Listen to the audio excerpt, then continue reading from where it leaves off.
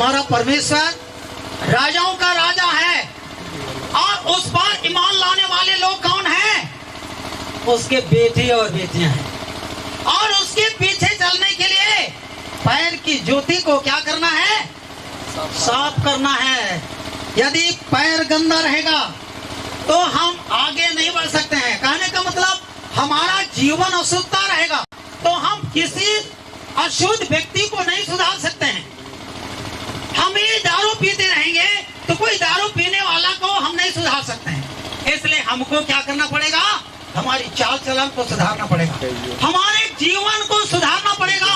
जब हम अपने जीवन को सुधारेंगे तभी हम परमेश्वर के साथ में आगे चलेंगे। हमारा परमेश्वर आगे आगे चलेगा। हबक्कुक का किताब 2 अध्याय उसका 14 पद में लिखा है, पृथ्वी यहोवा की महिमा के ज्ञान से ऐसी भर जाएगी जैसे समुद्र जल से भरा जाता है।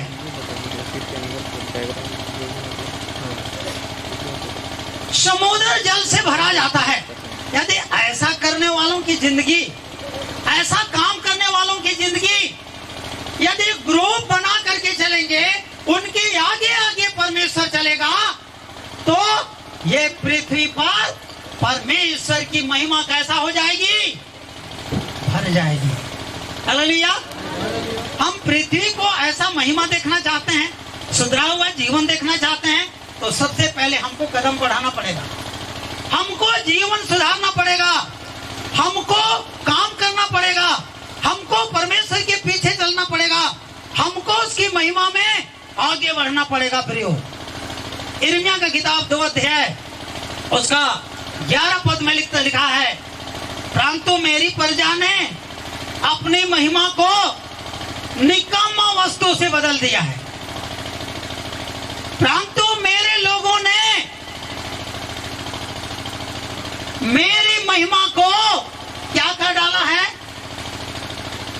निकम्मी बना डाल चुका है। किसको?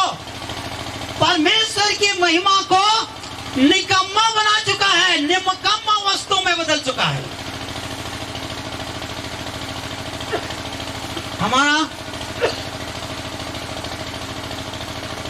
हमारा प्रेसिडेंट छपवा दिया है कि जीसस कॉल्स मसीही समाज कल्याण संगठन। अगर हमारा जीवन नहीं सुधरा तो हम किसका कल्याण कर सकेंगे? किसी का कर सकेंगे? अगर नहीं कर पाए तो वो एक निकम्मा हो जाएगा, परमेश्वर की महिमा निकम्मा हो जाएगी। परमेश्वर आगे जाना चाहता है, वो पीछे जाएगा तो जलाते जाएगा, यदि आगे जाएगा तो भस्म करते जाएगा। हालेलुया। इसलिए प्रियो, अपने जीवन को आज सुधारिए। जब मूसा फिरौन के शासन काल से मिस्र से इस्राएली लोगों को निकाल के आ रहा है, निकाल के ला रहा है हमारा परमेश्वर। पीछे से मिस्री सेना ने रथ घोड़े के साथ में क्या किया? दौड़ाया। पीछे से रथ घोड़े ने दौड़ाया, जैसा आज के मूल वचन में हम लोग देख रहे थे।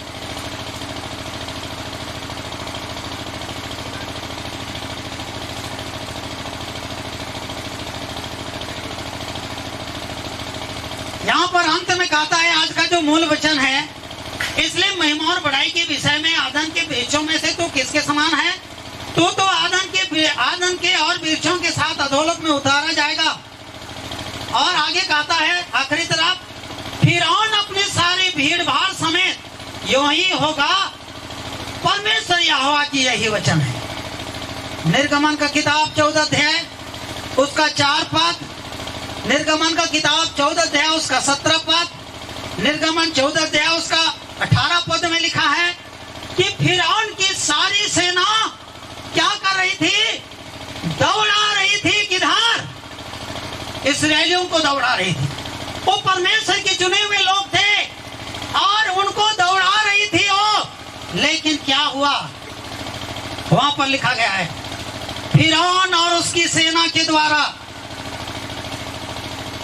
परमेश्वर ने महिमा की। वहां पर लिखा है फिरौन की सेना के द्वारा परमेश्वर ने उनकी सवारी के द्वारा किसकी महिमा की? मेरी महिमा की। वो लोग कौन थे दौड़ाने वाले? अच्छा लोग थे दौड़ाने वाले। कौन थे? मिस्री लोग थे, पाप के गुलाम में जीने वाले लोग थे और इनसे बिगाड़ी करवाए। लेकिन जिस समय निकलने का समय हुआ उस समय इनको मूसा निकाल के ले रहा है तो ये मिस्री सेना दौड़ा रहा है। परमेश्वर ने सारे मिस्री सेनाओं का, मिस्री सवारियों का क्या कर लिया? लाल समुद्र में क्या करवा दिया? कब्र का स्थान बना दिया। हालेलुया। दौड़ाने वालों को क्या कर दिया? स्वाहा करवा दिया। परमेश्वर दो प्रकार का महिमा करता है। एक तो आपके जीवन में महिमा को प्रकट करेगा तो आपके जीवन में आश्चर्य कर्म होंगे। दूसरा आश्चर्य कर्म, आपके जो दुश्मन हैं उनको वो क्या करेगा? नाश करेगा। आप सत्य में चल रहे हैं, आप सच्चाई में चल रहे हैं तो विरोधी सेनाओं को नाश करके आपके जीवन को बचा लेगा। हालेलुया। उनको क्या करेगा? उनको नाश करके आपको बचा लेगा। आपको नाश करने वाले होंगे लेकिन उनको परमेश्वर, क्योंकि हमसे पहले परमेश्वर उनसे लड़ता है। यदि आप परमेश्वर के पीछे चल रहे हैं, यदि आप सच्चाई के पीछे चल रहे हैं और कोई व्यक्ति आपको बरगला रहा है, आपके विरोध में खड़ा है, उससे लड़ने वाला हम नहीं, इसलिए हमको और आपको लड़ना नहीं हमके साथ। जब हमारा परमेश्वर हमारा प्रभु है, अगर हम ही लड़ेंगे तो हमारा प्रभु क्या करेगा? इसलिए उनको लड़ने के लिए मौका देना चाहिए ताकि वो हमारे लिए क्या करेगा? लड़ेगा।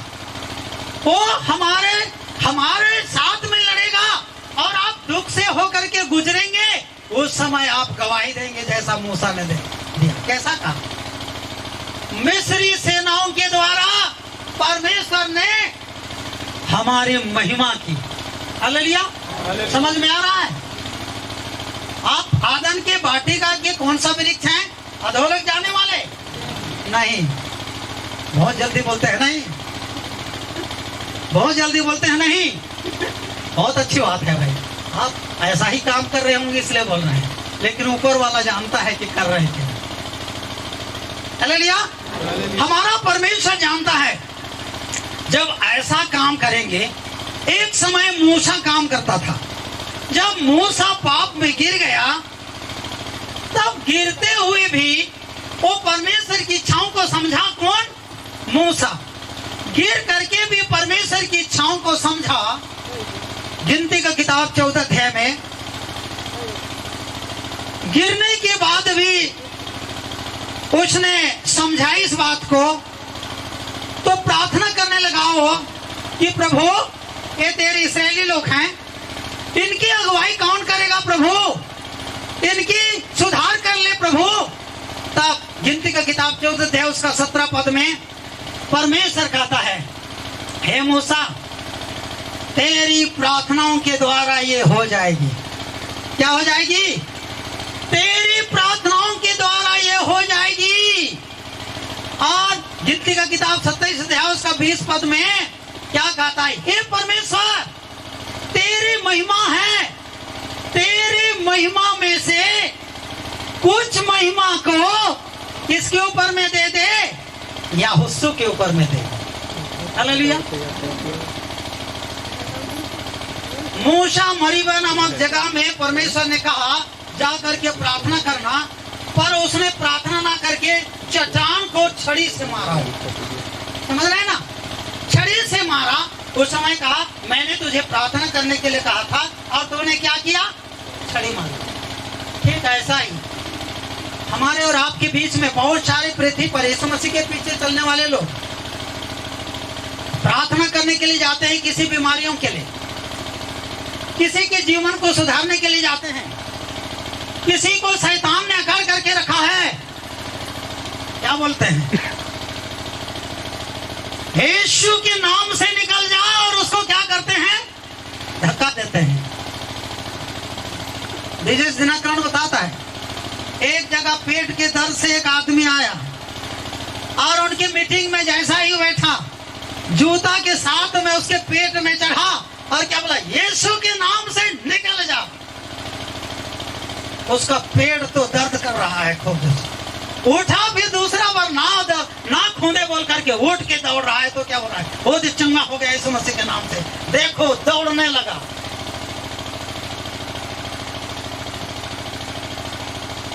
प्रियो, यही छोटी छोटी गलती है। हमारा परमेश्वर जो आज्ञा देता है वैसा ही हमको करना है। मूसा ने थोड़ा सा गलती किया कि चट्टान को मारा, उतना ही के लिए कहा कि तुम किनान देश आंख से तो देखोगे पर पैर से जाने नहीं सकोगे।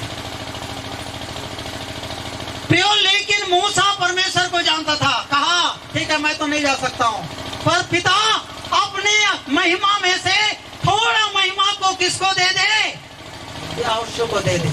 परमेश्वर ने कहा तेरे कहने के अनुसार ऐसा ही हो जाए। हालेलुया। आपका कोई बुरा करता है, आप तुरंत श्राप देते हैं, हम श्राप देते हैं, हमको श्राप देने की आवश्यकता नहीं। उनको सोचना चाहिए हम कैसे आशीष में कन्वर्ट करें, हम उसको आशीष में कैसे बदलें। हमारा सोच और विचार ऐसा होना चाहिए, हमारा सोच ऐसा होना चाहिए।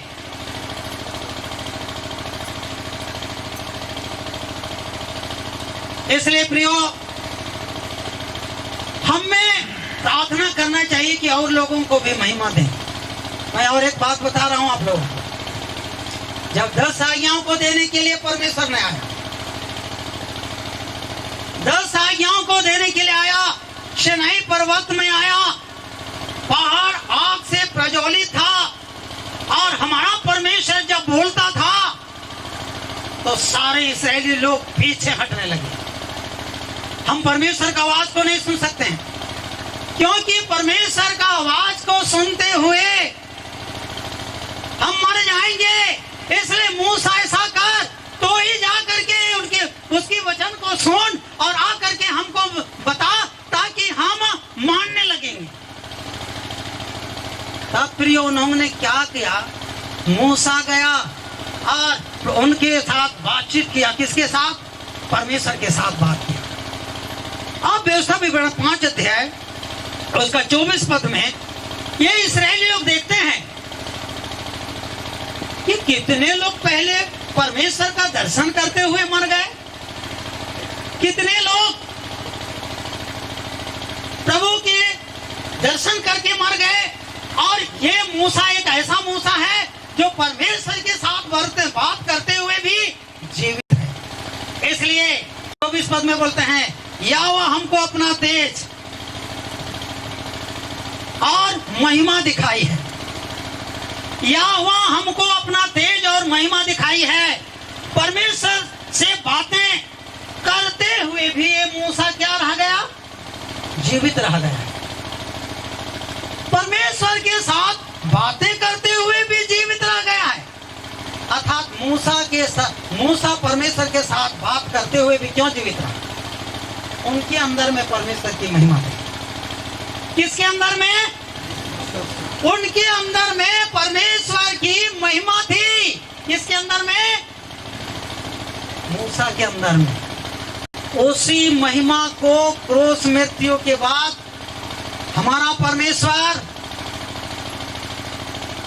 महिमा की आत्मा को दे करके हमको दर्शन देखते हुए भी जिलाना चाहते हुए हमको जीवित रखना चाहता है। पर हमारे अंदर में परमेश्वर की आत्मा रहना चाहिए, हमारे अंदर में परमेश्वर की आत्मा रहना चाहिए। और वो परमेश्वर का आत्मा जब हमारे अंदर में आएगा तो प्रियो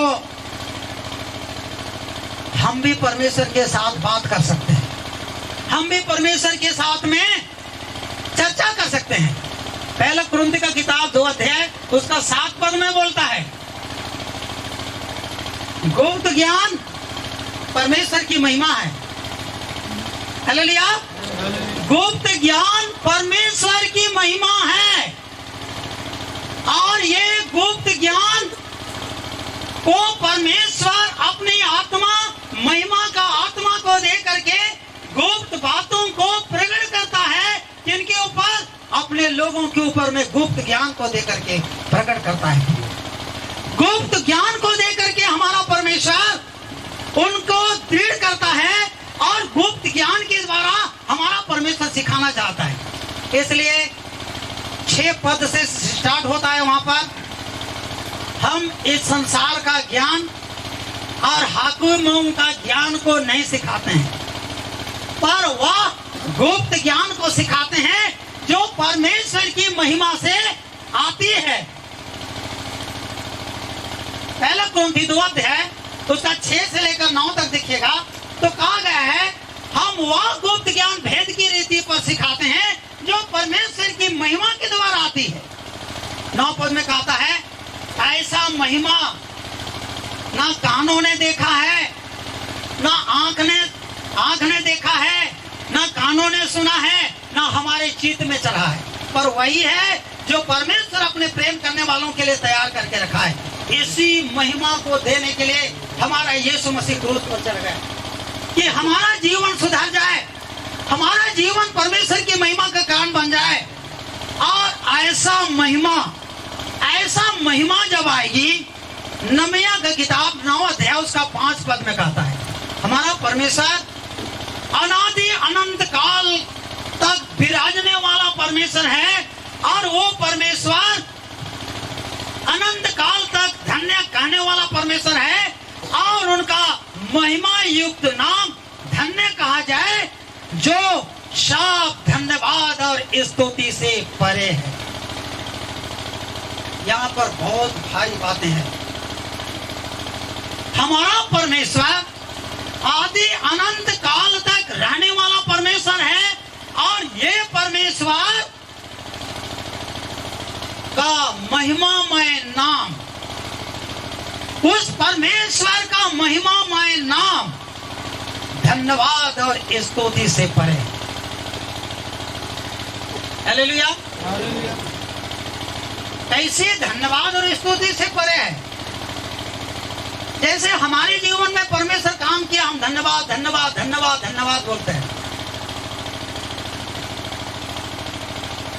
लेकिन उसकी सामर्थ हमारे अंदर में काम करती, उसके सामर्थ के द्वारा हम अद्भुत दर्शन देखना शुरू करते हैं, अद्भुत उसका आवाज को सुनने पाते हैं। ये धन्यवाद, इसके लिए धन्यवाद करना, इस महिमा के लिए धन्यवाद करना, ऐसा स्थिति में धन्यवाद करना धन्यवाद और स्तुति से भी परे है। कौन? महिमा। महिमा का हिंदी शब्द क्या हो सकता है? महिमा का हिंदी शब्द क्या हो सकता है? अंग्रेजी में धन्यवाद को थैंक्स बोलते हैं, और महिमा को अंग्रेजी में क्या बोलते हैं? ग्लोरियस। परमेश्वर का अनुग्रह, ग्लोरियस महिमा।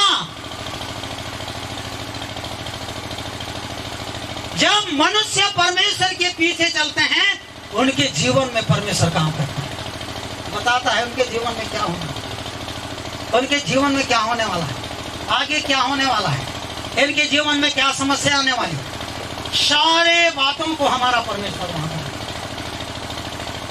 तो हमको धन्यवाद तक ही रहना है। यहाँ पर धन्यवादी प्रार्थना, लेकिन आज हम धन्यवाद करने के लिए यहाँ पर इकट्ठा हैं कि हम महिमा करने के लिए इकट्ठा। कितने लोग धन्यवाद करने के लिए इकट्ठा हैं? हाथ खड़ा कीजिए। कितने लोग महिमा गाने के लिए यहाँ पर हैं? तो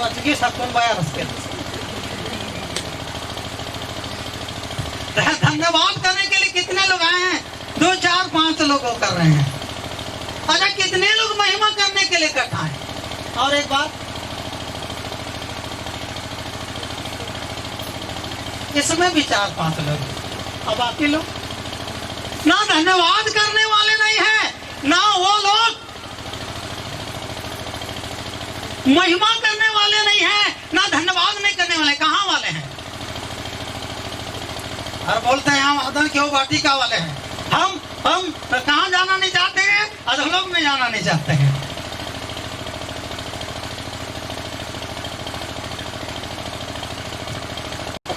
अपने जीवन को एक बार थाकिए। बात करने वाले कितने हैं? 5 6 ऐसे। आप महिमा करने के लिए कितने लोग? 5 6 ऐसे। और बाकी लोग, बाकी लोग कहाँ?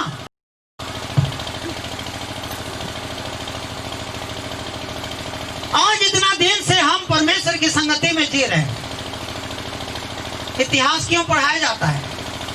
इतिहास का कोई लेक्चरर बनता है। यहाँ होगा कोई ना कोई इतिहास का लेक्चरर, मैं जान रहा हूँ। कोई अंग्रेजी का लेक्चरर है, कोई इतिहास का लेक्चरर है, कोई और विषय का लेक्चरर है, कोई गणित का लेक्चरर है। यहाँ आज इतिहास क्यों पढ़ाया जाता है? इतिहास क्यों पढ़ाया जाता है?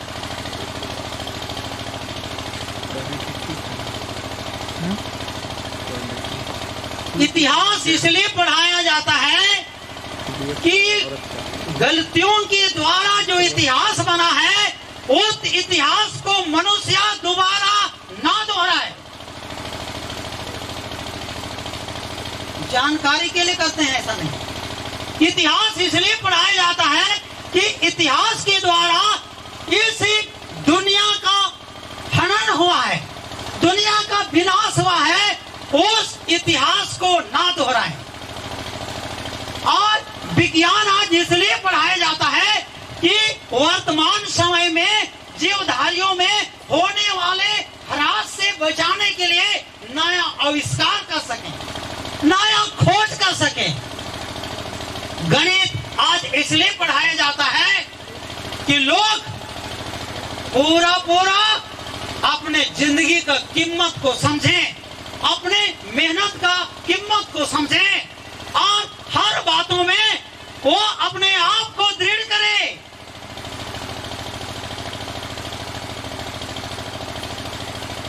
बाहरी ज्ञान के लिए नहीं।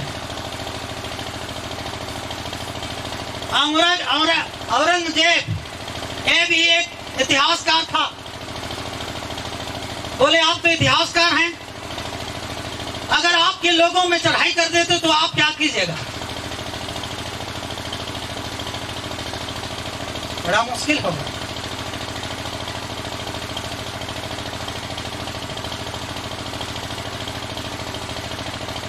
उसने कहा मैं अपनी सेना को खड़ा कर दूंगा। गणित वाले से पूछा गया, यदि तुम्हारी सेना के ऊपर में चढ़ाई करें तो तुम क्या करोगे? बोलता है मैं छोटा कोष्ठक लगाऊंगा, फिर मंझला कोष्ठक लगाऊंगा, और मैं बड़ा कोष्ठक लगा दूंगा कि कोई सैनिक मेरे पास लड़ाई करने नहीं सकता। बन जाएगा ना गणित लेक्चरर, मचा लीजिएगा अपने लोगों को।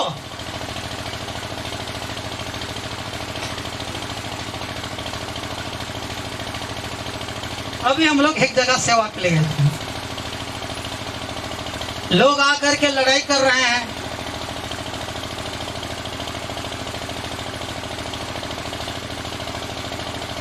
तो हमारा एक भाई क्या करता है, सर आप थे इसलिए मैं चुपचाप था, बोल रहा है वहां से भागने के लिए।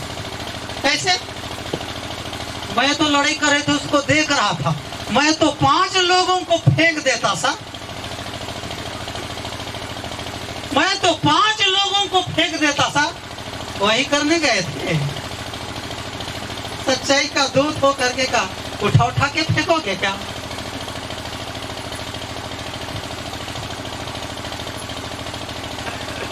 प्रियो, हमारा परमेश्वर आज हम लोगों को बता रहा है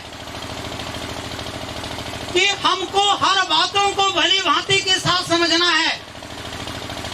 धन्यवाद और स्तुति से परे उसका क्या है?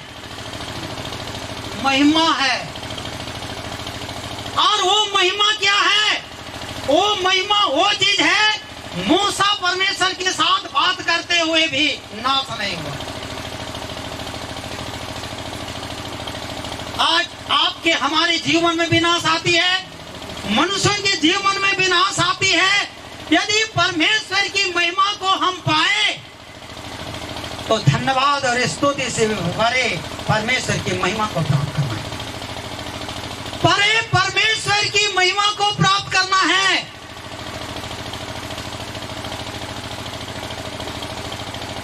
भजन संहिता 113 है, उसका 4 पद में लिखा है,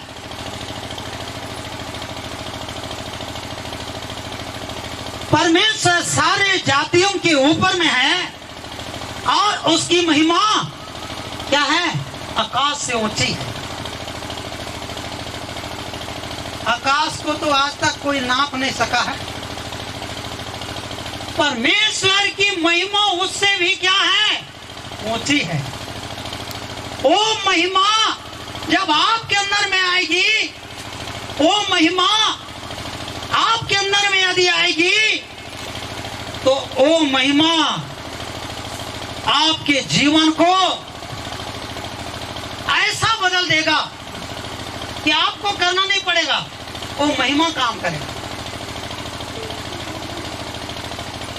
मिस्रियों की सेना के पास परमेश्वर की महिमा प्रकट हुई तो वो सेना क्या हो गए? क्या हुए? लाल समुद्र से वापस हुए। इस्राएली लोग मारे क्या? मूसा मारा होगा, उठा उठा के फेंका होगा लाल समुद्र में। हमारा परमेश्वर का महिमा प्रकट हुआ।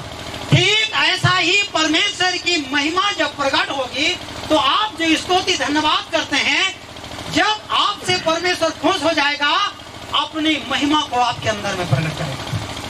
यूहन्ना 7 अध्याय उसका 39 पद में लिखा है, एक समय में यीशु भी अपने महिमा में नहीं पहुंचा था। यीशु भी अपने महिमा में नहीं पहुंचा था। यीशु भी अपने महिमा में वहां पर नहीं पहुंचा था। प्रियो,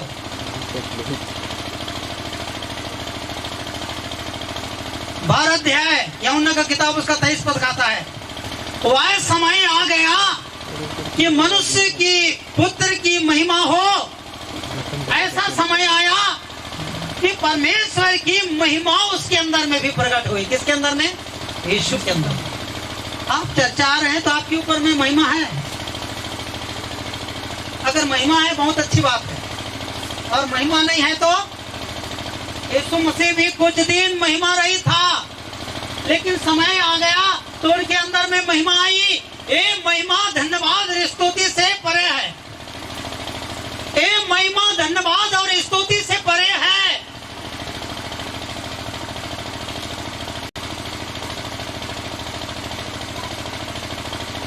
यूहन्ना का किताब 12 अध्याय निकालिएगा। यहां पर इस तरह से लिखा है,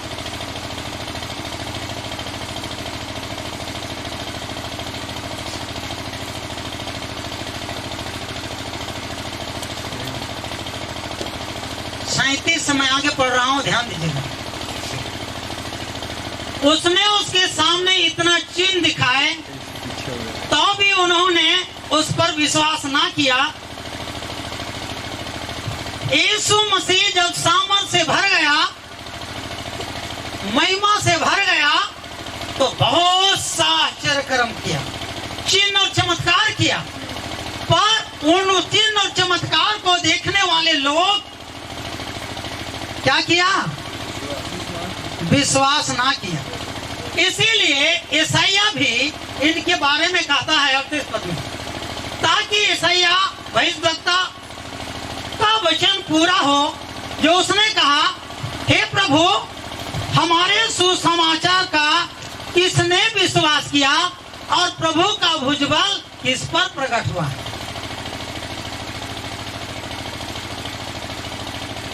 जिस दिन कलीसिया स्थापना हुआ उस दिन पवित्र आत्मा रूपी सामर्थ को भेजा परमेश्वर। प्रेरितों का काम एक उसका 8 पद में कहा है कि जिस दिन तुम्हारे ऊपर में पवित्र आत्मा आएगा उस दिन तुम सामर्थ पाओगे और यहूदिया यरूशलेम और पृथ्वी की छोर तक मेरे क्या बनोगे, गवाह बनोगे। आज यदि हमारी गवाही नहीं है, आज चर्च बैठते हुए हमारी गवाही नहीं है, तो यशायाह हमको भी बोल रहा है कि किसने हमारी सुसमाचार पर विश्वास किया और किस पर परमेश्वर का भुजबल प्रकट हुआ।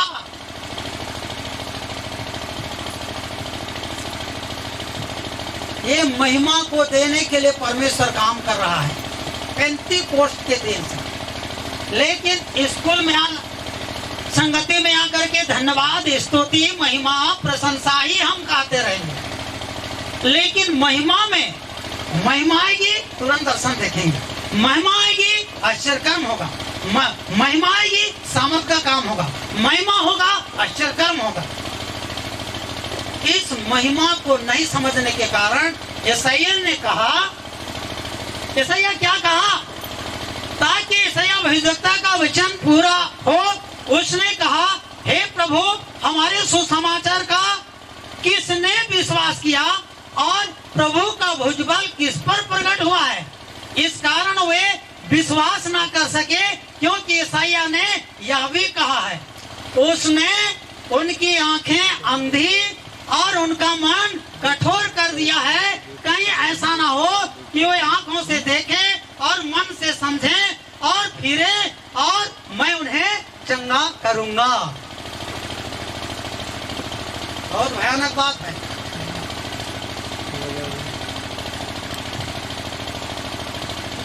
मिस्री सेना के ऊपर में अपनी महिमा को प्रकट करने वाला परमेश्वर है। यीशु मसीह के ऊपर में महिमा को प्रकट किया और उसके अंदर में आश्चर्य कर्म होने लगे, फिर भी वो लोग विश्वास नहीं किए।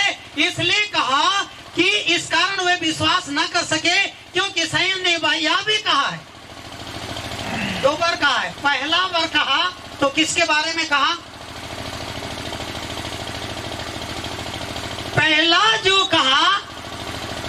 जो कहा है जिस बात पर कहा हो, किस 2 बात पर कहा, ये लोग महिमा को पाने की सुसमाचार पर विश्वास नहीं करते हैं, क्योंकि इनके ऊपर में प्रभु का भुजबल प्रकट नहीं हुआ है। आपके ऊपर में हुआ है, आपके ऊपर में हुआ है तो उसको बढ़ाइए, और नहीं हुआ है तो आज से प्रस्ताव कीजिए और उस महिमा को पाने के लिए प्रार्थना कीजिए। धन्यवाद और स्तुति करते रहने से नहीं होगा। आप दूसरा बार बोल रहा है, ऐसा यह क्या बोल रहा है, उसने उन्हें आंखें, परमेश्वर ने इस पर विश्वास नहीं किया, इसलिए उनके आंखों को अंधी कर दी है, क्योंकि ये महिमा को पहचान नहीं सके, ये महिमा को पाना नहीं चाहे, ये महिमा को लेना नहीं चाहे, ये महिमा से वंचित है, ये महिमा के पास आना नहीं चाहते हैं, ये महिमा को प्राप्त करना नहीं चाहते हैं।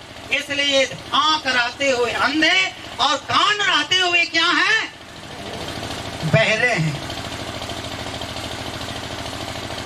कि मैं उन्हें चंगा करूं। ऐसा पाने के लिए लोग सोचता ही नहीं। भजन संहिता का किताब 57 अध्याय उसका 10 पद में लिखा है, यदि चर्च बैठते हुए सच्चाई को केवल जान रहे हैं तो आप सच्चाई के कारण धनी बन सकते हैं, सच्चाई के कारण अमीर बन सकते हैं, सच्चाई के कारण हवाई जहाज खरीद सकते हैं, और सच्चाई के कारण और धनी होने के कारण आकाश तक आप जा सकते हैं, आकाश तक तो उड़ सकते हैं, लेकिन स्वर्ग नहीं जा सकते। भजन संहिता 57 उसका 10 पद, भजन संहिता 108 अध्याय उसका 4 पद में बोलता है, सच्चाई को जानने वाले आकाश तक ही जा सकते हैं, पर उसकी अनुग्रह को, उसकी महिमा को उसकी सामर्थ को यदि पाएंगे तो वो स्वर्ग से ऊपर कहां जा सकता है? आकाश से ऊपर स्वर्ग भी जा सकते हैं। तो प्रियो, आज हमको क्या करना है सोच लीजिए। आज हमको क्या करना है सोच लीजिए। जब आपके ऊपर में महिमा आएगी तो क्या काम होगा?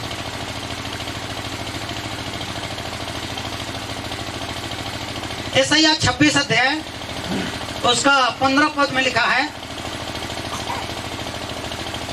जिसके अंदर में परमेश्वर अपनी महिमा को डालता है, जिसके अंदर में अपनी महिमा को डालेगा, परमेश्वर उनकी सीवानों को बढ़ा देता है। Hallelujah, hallelujah. जिसके अंदर में अपने महिमा को देगा, उनके सीवानों को क्या करेगा? बढ़ा देगा। मान लीजिए मिंज भाई के अंदर में अपने महिमा को डाला है, तो ये कहीं जाएगा, बीमारियां लोगों के लिए प्रार्थना करेगा दूसरे गांव में, तो वहां भी इसके प्रार्थना से लोग चंगा होगा। हालेलुया। तो वहां के लोग इसका सिवाना, इसके लिए सिवाना बना देंगे। आओ भाई हमारे पास प्रार्थना करो, हमारे पास भजन करो, हमारे पास भजन सुनाओ, इनका सिवाना बढ़ जाएगा। जब महिमा आपके अंदर में आएगी तो आपका सिवाना क्या हो जाएगा? बढ़ जाएगा। आप अपना सिवाना को बढ़ाना चाहते हैं कि अपने घर के पास ही रखना चाहते हैं?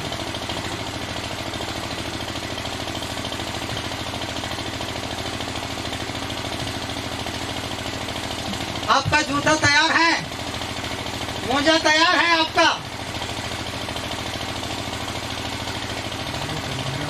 देख लो।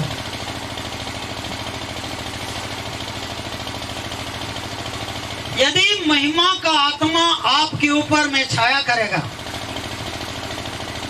पहला पत्रस 4 उसका 14 पद, पहला पत्रस 1 उसका 21 पद में यही कहा गया है कि यीशु मसीह मर गया क्रूस मृत्यु के बाद, तो ये महिमा का आत्मा का छाया करने से वो जिंदा हो,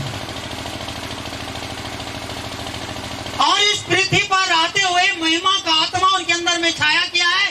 गुप्त आगमन के समय में पृथ्वी के छोर से इस छोर से उस छोर तक उसकी ललकार और पुकार की आवाज को सुन करके उसकी आत्मा अमरता में बदल जाएगी। उसकी आत्मा अमरता में बदल जाएगी।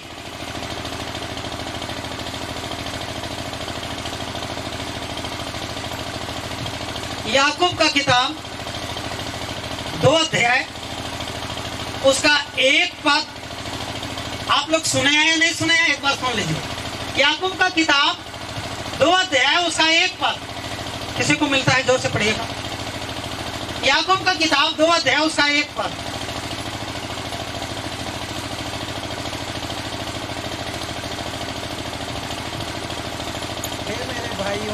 हे मेरे भाइयों, हमारे महिमा युक्त प्रभु यीशु मसीह पर तुम्हारा विश्वास पक्षपात के साथ ना हो। क्या कह रहा है? कान खोल करके सुन लीजिए।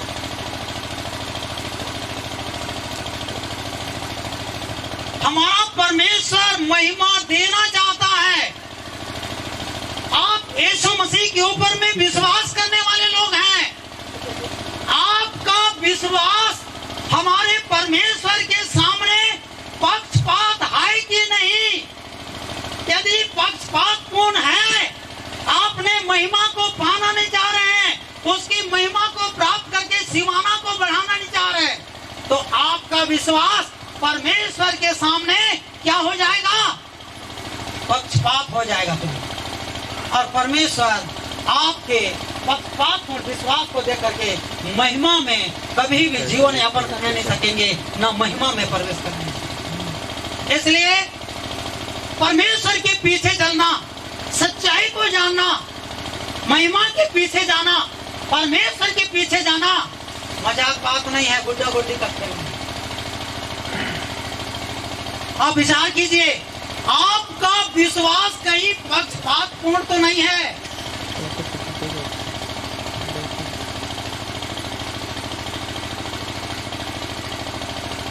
भजन संहिता का किताब 77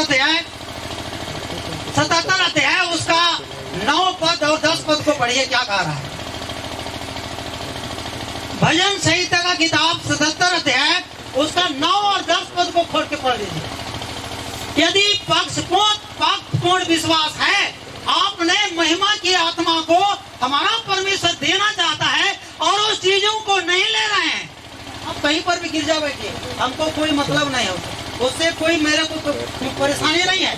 कहीं पर भी गिर जा बैठिए, पर परमेश्वर की सच्चाई को समझिए। पढ़िए 9 पद को। क्या परमेश्वर अनुग्रह करना भूल गया है? क्या उसने क्रोध करके अपना सब दया को रोक रखा है? ऐसा ही है, अपने दया को रोक रखा है। यार मैंने कहा यही तो मेरा दुख है। दया को रोक रखा है कि नहीं ना? दया को रोक रखा, दया को। क्या परमेश्वर का अनुग्रह क्या हो गया है? करना भूल गया। क्या परमेश्वर अनुग्रह करना भूल गया। तो आप तो देखिए 92 से कोई बैठ रहे हैं, वो महिमा का अनुभव है आपके अंदर? अगर नहीं है तो परमेश्वर अनुग्रह करना भूल गया है। आपका गलती है कि प्रभु का गलती है? टटोल लीजिए जीवन। हमारा परमेश्वर तो पेंतीकोस्त के दिन से महिमा की आत्मा को देना शुरू कर दी, फिर भी आज तक यदि नहीं पाए हैं तो क्या परमेश्वर अनुग्रह करना भूल गया है? और क्या उसने क्रोध करके अपनी सब दया को रोक रखा है? क्या रोक रखा है? मैंने कहा यही तो मेरा दुख है कि परम प्रधान का दाहिना हाथ बदल गया। पेंतीकोस्त के दिन से पवित्र आत्मा को दिया कि पवित्र आत्मा पाने वाले ही कलीसिया का अंग बनेंगे, लेकिन आज बिना पवित्र आत्मा का लोग क्या किए? कलीसिया में भर गए। बिना पवित्र आत्मा का कलीसिया में भर गए। पौलुस इफिसुस में जाता है, प्रेरितों का काम 19 अध्याय उसका 2 पद में, और कई एक चेलों को चेला बन के तो भर गए, और चेलों से पूछ रहा है, कई एक चेलों को देख करके पौलुस पूछता है, क्या तुमने विश्वास करते समय पवित्र आत्मा पाया? तो उन्होंने कहा, हमने तो चर्चा नहीं सुने हैं। तो ये चर्चा नहीं सुनने वाले लोग, पवित्र आत्मा के बारे चर्चा नहीं सुनने वाले लोग, ये महिमा के बारे में नहीं जानने वाले लोगों के लिए क्या परमेश्वर का अनुग्रह क्या दिया गया है? क्या दाहिना हाथ को जो आशीष देना है उसको बदल दिया? जब्दी के 2 पुत्र थे, यीशु मसीह के पास अपने दोनों पुत्रों को लाई और क्या बोलती है, हे प्रभु ऐसा कर कि जब परमेश्वर आपका राज आए तो एक को दाहिने और एक को बाएं बैठने के लिए अधिकार देना। तो यीशु क्या बोलता है, ये मेरा अधिकार नहीं है, दाएं और बाएं बैठाना तो किसका काम है?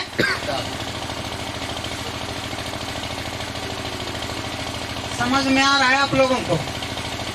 आज हम लोग धन्यवाद करने के लिए आए हैं कि महिमा करने के लिए आए? क्या करने के लिए आए? अगर आज धन्यवाद और स्तुति करने के लिए आए हैं तो आज से उसकी महिमा को पाने के लिए आप कोशिश करें। अगर महिमा को पाने के लिए कोशिश नहीं करेंगे, उसका अनुग्रह उनके लिए बंद हो जाता है, उनका हाथ बदल जाता है। परमेश्वर महान परमेश्वर